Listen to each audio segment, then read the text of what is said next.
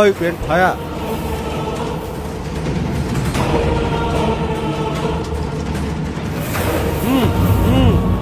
ปันเทพ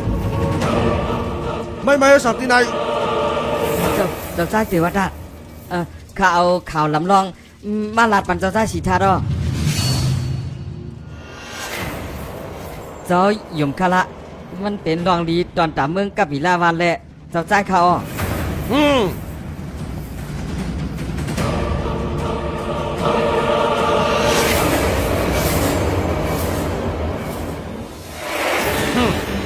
ผู้ทรงลึกลับเมืองกอสละเอาข่าวลำลองสิมาลัดปันเจ้าสู้ป้าพุทธะอำเจ้าค่ะเฮ้ย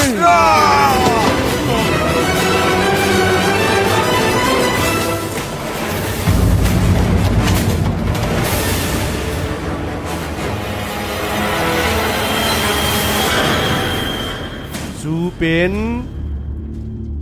อวยหลีปัสสีนาตีนอนในนึกคือสักยาเฮาในฮะ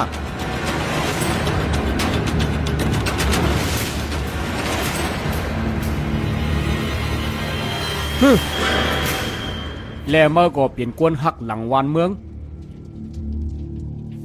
ที่ว่าตัดเขาในเฮ็ดจอมตั้งใครใครเปลี่ยนเจ้าเก่ากวยกะเมื่อแลอูสูไหนหาลอกลายขึงเอาปีน้องเจ้าเก่าตายถอมนาเจ้าสู้ป้าพุทธะปอเฮาเอาลิกอันไหนปันคุณหอคำสุดทอตันนารู้ฮะมาเฮ็ดจังนั้นอำไรหรอเทวดักอำไรในนะย้อนสังอ่ะย้อนหามีผู้เขียนเป็นก็เลียวกันคุณหอคำสุดทอตันนาก็อันตึกเฮ็ดหลองกันตั้งศูนย์นั่นฮะเทวดักตีเต้มันเก่าก็ใครให้มาเป็นลูกควยเก่านังเก่าควยกาอ่ำพ้องหรือลองเต้อันว่ามาซุ่มปางเขี้ยเขียงนั่นน่ะเทวดาพอมือจ่อยเก่าก็ดีจ่อยมือนั่นน่ะมือโหลส่งลิกพื้นในเฮาเปลี่ยนขอรับหา2เกาะจังนั้นด้วย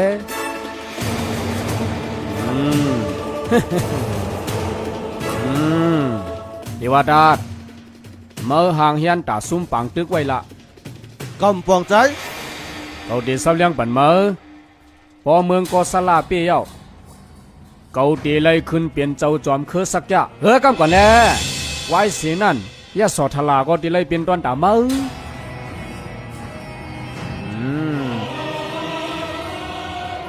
แลเกาซ้ำตียุกยองมือเปลี่ยนหน่อเตียนคือมือนั่นน่ะติวตา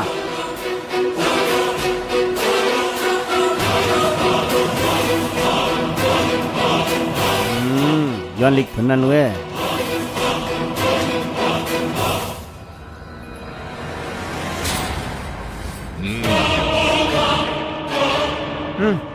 มาแล้วมา